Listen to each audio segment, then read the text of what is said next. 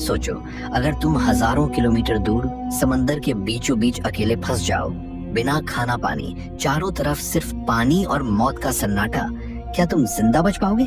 आज मैं तुम्हें टैमी ओल्डहैम की सच्ची कहानी सुनाने वाला हूँ, जो एक भयानक तूफान के बाद 40 दिन तक अकेली समंदर में फंसी रही।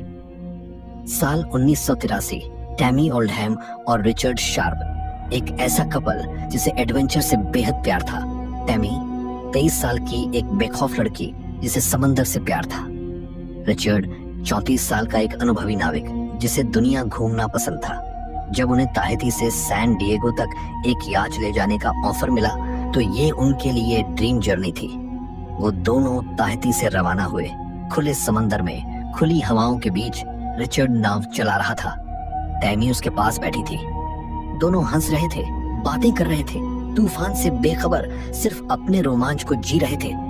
लेकिन उन्हें नहीं पता था कि ये सफर उनकी जिंदगी का सबसे बड़ा इम्तिहान बनने वाला है। टैमी और रिचर्ड की नाव धीरे धीरे समंदर के बीचों बीच पहुंच चुकी थी। चारों तरफ बस पानी ही पानी। लेकिन फिर अचानक मौसम बदलने लगा। धीरे धीरे काले बादल छाने लगे। पहले हल्की हवा चली, फिर हवा तेज होने लगी और फिर एक डरावनी गरज के साथ बादलों ने पूरा समंदर ढक लिया। समंदर का रंग बदल रहा था। नीला पानी अब गहरा काला दिखने लगा, जैसे कोई अनहोनी होने वाली हो। रिचर्ड ने तुरंत नाव के सेल बांधने की कोशिश की, लेकिन तब तक बहुत देर हो चुकी थी।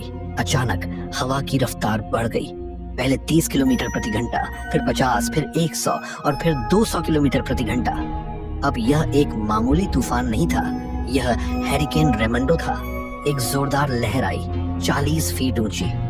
सोचो, एक 4 मंजिला बिल्डिंग जितनी ऊंची लहर, और वो सीधे उनकी नाव की तरफ बढ़ रही थी। टैमी ने डर के मारे अपनी आंखें बंद कर ली। एक जबरदस्त झटका लगा। नाव झटके से ऊपर उठी और फिर तेजी से नीचे गिरी। जब टैमी को होश आया, उसका पूरा शरीर दर्द से टूट चुका था।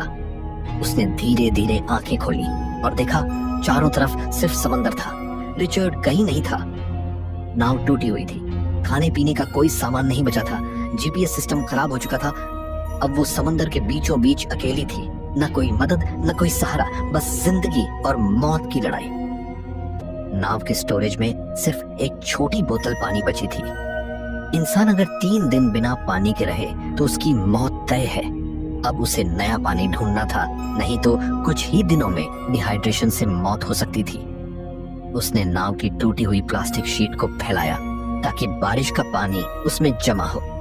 जब बारिश हुई तो उसने बर्तन और खाली बोतलों में पानी स्टोर कर लिया, लेकिन फिर भी पानी की मात्रा बहुत कम थी। पहले 3 दिन उसने सिर्फ पानी पीकर काटे, लेकिन धीरे धीरे भूख उसकी ताकत छीन रही थी। अब सवाल था, क्या खाने को मिलेगा? उसने नाव के इर्द गिर्द मछलियां देखी। उसने अपने कपड़ों से एक जाल बनाया और 10वें दिन पहली मछली पकड़ी। लेकिन कैसे पकाए? आग नहीं थी। उसने मछली को कच्चा खाने का फैसला किया। अब टैमी के पास थोड़ा पानी और खाना था। अब 40 दिन हो चुके थे। टैमी बहुत कमजोर हो चुकी थी। उसे लग रहा था कि अब वो नहीं बचेगी। उसकी ताकत खत्म हो रही थी। लेकिन तभी दूर समंदर में उसे एक हल्की सी चीज दिखी। एक छोटा सा सफेद धब्बा, एक हलचल, शायद कोई जहाज। उसका दिमाग उसे धोखा भी दे सकता था, लेकिन इस बार कुछ अलग था। अब टैमी के पास हार मानने का कोई ऑप्शन नहीं था। उसने पूरी ताकत से हाथ हिलाया, चिल्लाने की कोशिश की। उसने आईना लिया और सूरज की रोशनी जहाज की तरफ रिफ्लेक्ट की, और फिर जहाज ने टैमी को देख लिया। जहाज की दिशा बदल रही थी। टैमी की आंखों में आंसू आ गए। कुछ ही देर में जहाज उसके पास था। कुछ लोग जीवन रक्षक जैकेट और रस्सियां लेकर नीचे उतरे। टैमी ने अपनी आखिरी ताकत से रस्सी पकड़ी और फिर बेहोश हो गई। टैमी बच गई, लेकिन उसका प्यार हमेशा के लिए खो गया। जब टैमी को होश आया तो वो अस्पताल में थी।